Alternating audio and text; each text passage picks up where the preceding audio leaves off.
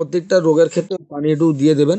দেওয়ার পরে আপনি করবেন ওই এবার যেকোনো টাটকা যেটা সাজের তেল যেটা আমরা যেটা তেলাওয়াত করি, আয়াতুল কুরসি, সূরা ফাতিহা এগুলো যে সমস্ত পারলে আপনি মানজিলটা একবার ফের পাঠ করে ওদের টাটকা ওই পানির সঙ্গে ফুঁ দিয়ে দিলেন, অসুবিধা নেই।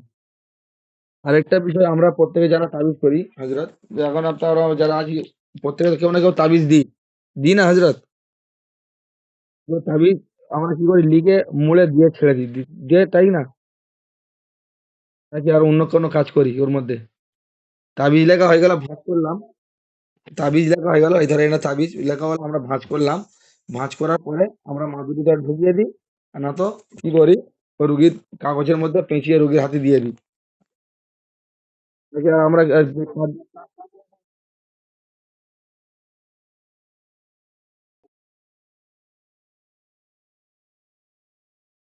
আপনি পেঁচিয়ে দেন না মাদুলি ভরে দেন। বলি বিষখানে কি আর কোনো কাজ করেন?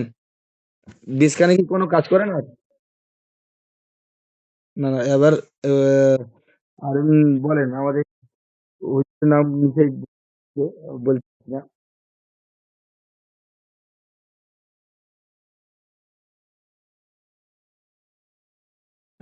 শুধু পরে আর কিছু? আচ্ছা এই জন্য আমাদের ধরেন ওই তাবিজই ওই তাবিজের মধ্যে অনেকে কাজ হয় না। আর যখন আজ থেকে আমি আপনাদের একটা জিনিস বলে দেবো ওটা করবেন ইনশাল্লাহ। ১০০-র মধ্যে আপনি ৯০টা তাবিজ আপনার সাকসেসফুল পাবেন। তাবিজটা প্রথম আপনি যখন লেখা হয়ে গেল তাবিজটা ভাঁজ করে নেবেন, নিয়ে আপনি ডান হাতে তাবিজটা মুঠো মেরে ধরতে পারেন বা তাবিজটা আপনি খুলে রাখতে পারেন, নিজের ডান হাতে নেবেন। যে মুদাব্বির তাবিজ লিখেছে তার ডান হাতে রাখবেন তাবিজটা। ভাঁজ করে নেন, অসুবিধা নেই, ভাঁজ করে রাখলেন, ডান হাতে নেবেন। নেওয়ার পরে সূরা ফাতিহা একবার পাঠ করতে পারেন, ৩ বার পাঠ করতে পারেন। ১ম এ একবার দরুদ শরীফ পাঠ করে নেবেন, একবার ইস্তেগফার। যেকোনো আমল, সে যে আপনি ছোট আমল করেন যায় না। সর্বপ্রথম আমি বললাম আপনি দরুদ, ইস্তেগফার এটাকে ছাড়বেন না। তাতে আপনার প্রত্যেকে কার্যকারী হবে। আপনি এটা লিখে নিতে পারেন। লিখে নেন, দরকার পড়লে আপনাদের কাজে লাগবে। ছোট্ট আমল লিখে দিই, এটা আপনার যেহেতু তাবিজ-ফাবিজ দেন, এটা আপনাদের কাজে লাগবে। আপনি লিখে নেন তাবিজ জাগ্রত করার আমল। তাবিজ জাগ্রত করার আমল। এটা এমনভাবে লেখেন, তাবিজ জাগ্রত করার আমল। ওই তাবিজটা অটোমেটিক জাগ্রত হয়ে যাবে। ইনশাআল্লাহ দেখবেন ওর মধ্যে একটা পাওয়ার সৃষ্টি হবে। যে উদ্দেশ্য দেবেন সেই উদ্দেশ্য সেই কাজ করবে ইনশাআল্লাহ।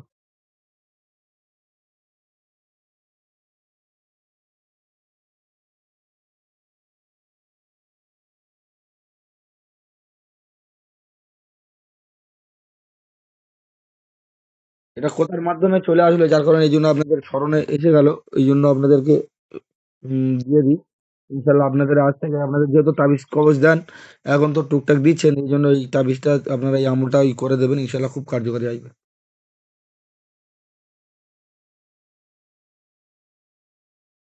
জি, জি।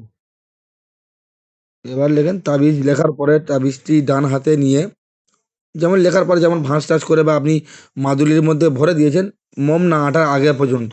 মানে মোম আপনি যখন মাদুলি ভরে দিয়েছেন, মাদুলি ভরা থাক, মোম আঁটবেন না। আর যদি আপনি ভাঁজ করে কাউকে কাগজে মুড়ে দেন, তাহলে ওই কাগজে মোড়া অবস্থায় হাতে নিতে পারেন বা ভাঁজ করে আপনি হাতে নিতে পারেন। যেটা ওর সুবিধা, এগুলো আর লিখতে হবে না। ওই তাবিজটি বা ওই তদবিরটি ডান হাতে নিব, লিখেন। ওই তাবিজ বা ওই তদবিরটি ডান হাতে নিব।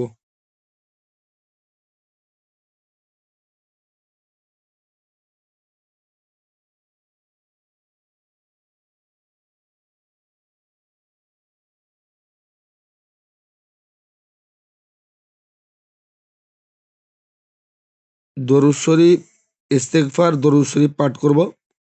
একবার পাঠ করব, অসুবিধা নেই। একবার দরুদ, একবার ইস্তেগফার।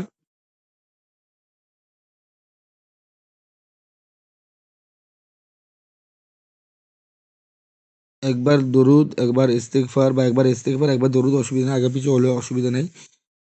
দরুদ, ইস্তেগফার পাঠ করে